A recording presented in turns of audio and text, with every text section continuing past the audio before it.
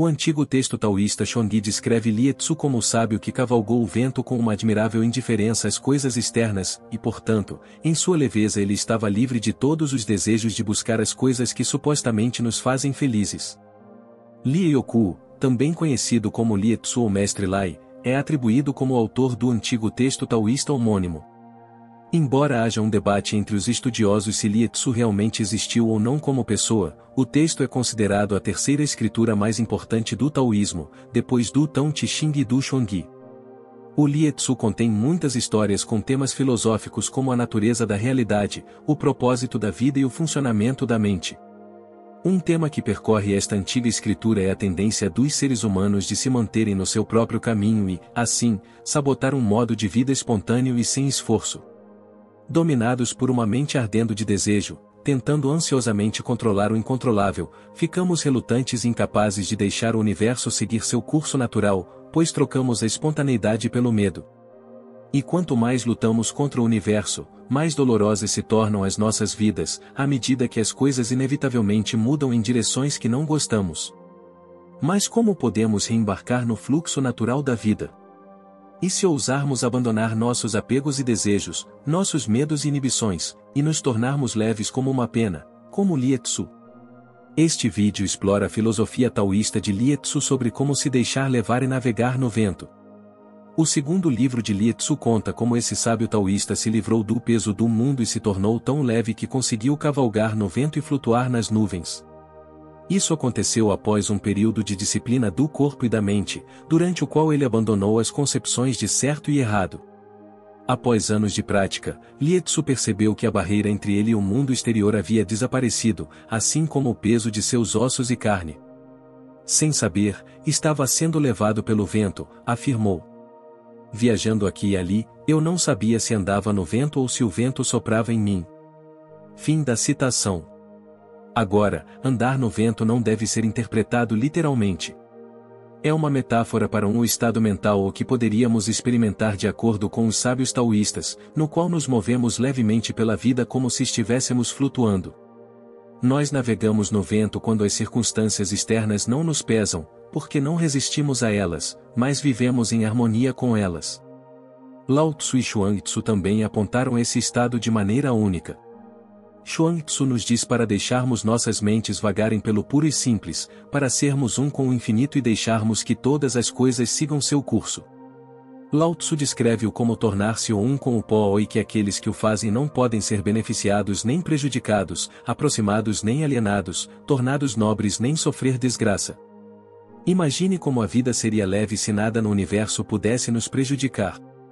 Podemos encontrar uma bela descrição deste estado de cavalgar o vento no segundo livro de Lietsu, que nos fala sobre o lendário imperador amarelo que sofreu problemas de saúde e inquietação depois de governar o país durante muitos anos. Durante anos ele se esforçou ansiosamente, governando o país nos mínimos detalhes. Mas quando decidiu fazer uma pausa e retirou-se das suas funções, entregou-se aos maiores prazeres para satisfazer os sentidos. Mas esses modos de vida o deixaram exausto e cansado. O imperador amarelo declarou: eu me mimei demais e depois me esforcei demais. Não é à toa que perdi minha saúde e minha paz interior. Fim da citação. Então, ele decidiu distanciar-se de seus deveres imperiais e ficar longe dos prazeres sensuais aos quais anteriormente se entregava. Ele retirou-se para seus aposentos privados para praticar o que os taoístas chamam de o jejum do coração. Isso se refere à arte de libertar-se dos desejos terrenos, para que o corpo se sincronize com o curso natural das coisas. E assim, durante 3 meses, o imperador amarelo absteve-se de intervir no governo e subjugou os sentidos, mas parecia que queria resultados demasiado rapidamente. Lembre-se de que Lietsu levou muitos e muitos anos antes de ser capaz de navegar no vento, então era realista esperar resultados tão rápidos. O imperador amarelo havia se esgotado após um período relativamente curto de isolamento. Exausto, adormeceu durante o dia e sonhou com uma viagem a um reino distante. Este reino não tinha governante e simplesmente continuou por si só. Seu povo não tinha anseios e desejos fora de seus instintos e não era apegado à vida nem avesso à morte.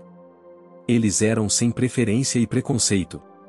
Consequentemente, o amor e o ódio não ocorriam, e coisas como atração, repulsa, desejo, aversão, ganho e perda eram todas estranhas a essas pessoas que pareciam consistentemente não afetadas pelas circunstâncias externas, e era como se elas se movessem como deuses. Cito: a água não tinha poder para afogá-los, nem fogo para queimar, cortes e golpes não lhes causavam ferimentos nem dor, arranhões ou cócegas não podiam causar coceira. Eles andavam pelo ar como se estivessem pisando em terra sólida, eles estavam embalados no espaço como se estivessem descansando em uma cama. Fim da citação. Após o sonho, o imperador amarelo sentiu-se iluminado. Ele disse aos seus ministros que agora compreendia o caminho, mas também compreendia que o caminho não pode ser percebido pelos sentidos nem explicado pelas palavras. Ele percebeu que não se pode tornar-se iluminado através do pensamento e do esforço consciente, mas que isso é algo que acontece espontaneamente. No caso dele, e num sonho, que ocorreu depois que ele parou de tentar. Seguiu-se grande ordem no império e, quando o imperador amarelo faleceu, o povo lamentou sua morte por 200 anos. A questão é, obviamente, como alguém pode se tornar tão leve quanto um sábio taoísta e navegar no vento? O segundo livro de Lietsu nos dá várias dicas sobre como fazer isso. No entanto, há uma natureza paradoxal nisso. Por um lado, há uma certa prática envolvida para abandonar os desejos terrenos, bem como as inúmeras categorias e ideias criadas pela mente. Por outro lado, a iluminação parece acontecer repentinamente.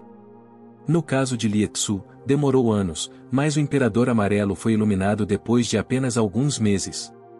Em ambos os casos, a mudança ocorreu quando, durante a prática, atingiram um estado de não prática. Portanto, este momento repentino e espontâneo em que o corpo deixa de ser pesado e começa a flutuar com o vento como as sementes de um dente de leão, está alinhado com a ideia taoísta de o fazer sem fazer ou não ação. Somente quando paramos de nos esforçar, paramos de ir a algum lugar, paramos de lutar contra o que é que chegamos onde queremos e no estado de fluxo, no qual flutuamos inteiramente junto com a corrente da natureza, em vez de resistir a ela.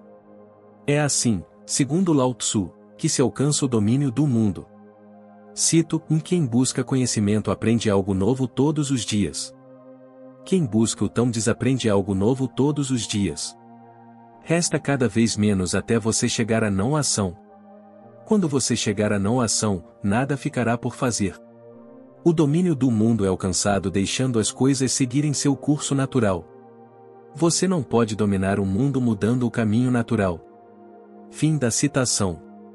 Lietsu explicou ao seu discípulo, um homem chamado Yin Seng, o que ele passou antes de se tornar leve como uma pena. Ele mencionou que depois de abandonar as noções de certo e errado, não houve barreira entre ele e o mundo exterior. Então parece que ele parou de experimentar a separação que foi anteriormente criada pela mente. E é essa sensação de separação que nos faz sentir pesados e sofrer. Um dia, Lietsu perguntou ao sábio Toais Tuentsu por que uma pessoa iluminada não pode ser afogada pela água nem queimada pelo fogo. O Entsu explicou que embora separemos as coisas com base nas suas características externas, tudo é fundamentalmente igual, pois tudo vem da mesma origem. Assim, quando deixarmos de nos ver separados da água, ela não nos afogará. E quando deixarmos de nos ver separados do fogo, ele não nos queimará. Por isso, o homem que dançava no fogo disse: "O que são as pedras? O que são as chamas?" Não sei do que você está falando. Tal como a história sobre andar no vento, estes exemplos podem ser usados como metáforas de como podemos libertar-nos de sermos afetados pelo mundo que nos rodeia.